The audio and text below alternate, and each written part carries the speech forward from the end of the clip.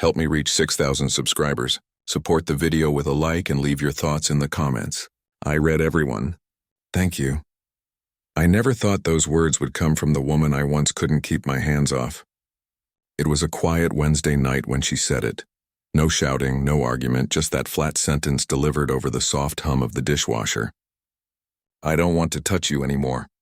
For a second, I thought I'd misheard her. We'd been married 14 years. People don't just retire from affection like quitting a hobby. I laughed nervously, but she didn't even blink. She just went on drying the plate in her hand, eyes fixed on nothing. Her name is Claire, and she used to touch everything. Me, the dog, the air itself when she laughed. Her fingers were always searching, tracing, comforting. Now they were stiff, robotic. Something in her had gone cold, and I had been pretending not to notice for months. That night I didn't argue.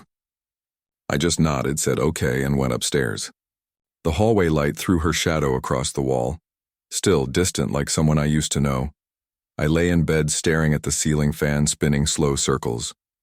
Every creak in the house reminded me of a time she'd crawl close, whispering nonsense just to make me smile.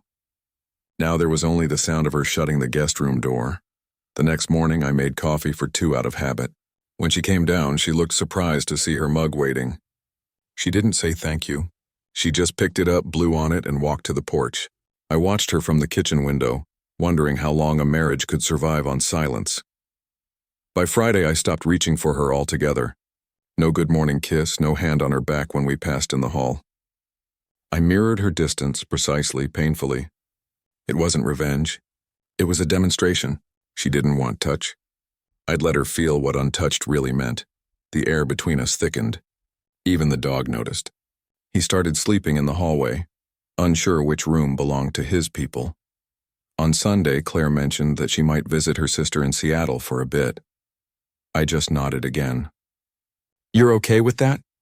she asked, like she was testing if I'd protest. "Do what you need to," I said. My voice sounded steadier than I felt. She blinked slowly. "You don't care anymore, do you?" "I care," I said. "I'm just done begging for a heartbeat." That line stayed hanging in the kitchen like steam that wouldn't fade. She left the room without answering. Over the next few days, the absence of touch became its own language. We passed each other like polite strangers. "Good morning. Dinner's ready. I'm heading out." It's funny how you can live with someone and still feel like you're trespassing. I began to notice things I'd ignored for years. The separate laundry loads, the dual grocery lists, the way she'd scroll on her phone until 1 a.m. under the glow of the screen. Our marriage had become a waiting room, 2 people holding outdated appointment slips for love. One evening, I came home early and found her sitting in the dark, staring at an old photo of us from our honeymoon. Her thumb traced the edges of the picture, but never my face. She looked up when she heard me and said quietly, "We were happy once." "We still could be," I said, and I meant it. She shook her head. "You make it sound simple." "It used to be." That night she slept in her own room again. I heard her crying softly around midnight but didn't go in. Maybe that was cruel or maybe it was mercy. I honestly couldn't tell anymore. By the end of the week, the silence had become heavier than any argument. Every word felt dangerous, every gesture rehearsed. I started spending more time at work, just to breathe air that wasn't weighed down by what we weren't saying. Then, on Saturday morning, something shifted. I woke up to find Claire standing by the bedroom door, hair tangled, eyes swollen from sleep. She opened her mouth like she wanted to speak, then closed it again. Finally, she whispered, "I didn't think it would feel this lonely." I sat up slowly. "That's what distance does," I said. "It doesn't punish. It empties." She stared at me for a long time, then turned away. "I just need some air," she murmured, grabbing her coat. As she stepped outside, I realized this might be the first week in our marriage where I hadn't touched her once, not even accidentally. And somehow that absence said more than any fight we ever had. That Saturday felt like a rehearsal for goodbye. I watched her car pull out of the driveway, taillights cutting through the early fog. She didn't say where she was going. Maybe she thought I'd ask, but I didn't. Asking would have meant I still expected something from her, and I'd promised myself I wouldn't anymore. The house was too quiet. The clock ticked too loudly. The refrigerator hummed like it was mocking me. I walked from room to room, noticing the small marks of her presence, her hairbrush on the dresser, her slippers turned inward beside the bed, her perfume faint in the hallway. You don't realize how many places love leaves fingerprints until you start looking for absence. Around noon, I went out for a drive, no destination in mind. Ended up by the lake where we used to sit on weekends when money was tight but time was free. The benches were empty, the water still.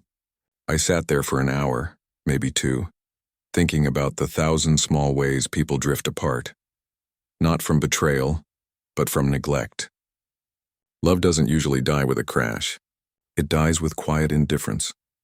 By evening, she still hadn't come home. I didn't text her. Instead, I made myself dinner for one, washed my plate, and turned in early. Somewhere between half sleep and dreams, I heard the front door open and close softly. Her footsteps paused outside my room, then continued down the hall. No words, no attempt to bridge the gap. Just her presence in the house again, proof that she hadn't vanished completely. The next morning, she was in the kitchen, still wearing the same clothes from yesterday. Her eyes were red, her voice low. "We need to talk," she said. I nodded, bracing myself. She sat at the table across from me, twisting her wedding ring. "I thought I wanted space," she began. "I thought maybe the problem was that we'd grown too routine, too predictable. But being away from you this week, it wasn't peace. It was hollow." I didn't interrupt. She took a deep breath. "I told myself I didn't want you to touch me because I was angry, tired, disconnected. But when you stopped, when you actually pulled away, I realized I didn't feel free. I felt invisible." Her voice cracked on that word. I looked at her for a long moment before replying. "That's what you made me feel for months, Claire, invisible." "I know," she whispered. "And I'm sorry. I don't even know when I started building that wall. Maybe after my dad died. Maybe when you got promoted and started coming home later. Everything just shifted. I convinced myself you'd stopped needing me, so I stopped offering anything to need." I leaned back in my chair, trying to process it all. "You could have said that. Instead, you just disconnected." "I didn't know how," she said, tears rolling down. "And when I finally tried to talk, it came out wrong. I said I didn't want to touch you anymore because I thought that was the truth, but it wasn't. I didn't want to touch the version of us that felt broken." Her words hit like a slow ache, the kind that doesn't wound but weighs. We sat in silence for a while. Then she looked at me, eyes searching. "Can we fix this?" I didn't answer right away. Part of me wanted to say yes, to reach across the table, to reclaim what we'd lost.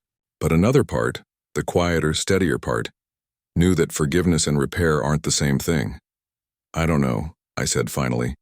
"Distance has a way of showing you what can survive without touch. And I'm still figuring out if what we had can." She nodded slowly, accepting the uncertainty. "I'll wait for your answer," she said softly. For the next few days, we existed in a strange peace, neither together nor apart. We talked more, gently, carefully. We shared coffee again, small talk, even laughter once. But it wasn't like before. It was two people relearning how to be kind to each other without expectation. A week later, I came home from work to find dinner waiting on the table. The candles were lit the same way she used to do years ago. Claire stood there, nervous, her hands fidgeting with the hem of her dress. "I made your favorite," she said quietly. "Not because I think it fixes anything, just because I wanted to." I sat down, and for the first time in months, we ate together without the weight of silence pressing on us. Halfway through the meal, she reached across the table. Not a grand gesture, just her fingertips brushing mine. It wasn't fireworks. It wasn't redemption, but it was human. I looked up, met her eyes, and said, "You wanted space. I gave it to you. Now let's see what we can do with the space between us." She smiled through tears. "I'd like that." Later that night, as I lay in bed beside her, I realized something simple but profound. Love doesn't end when someone stops touching you. It ends when no one tries to reach back. This time we both did.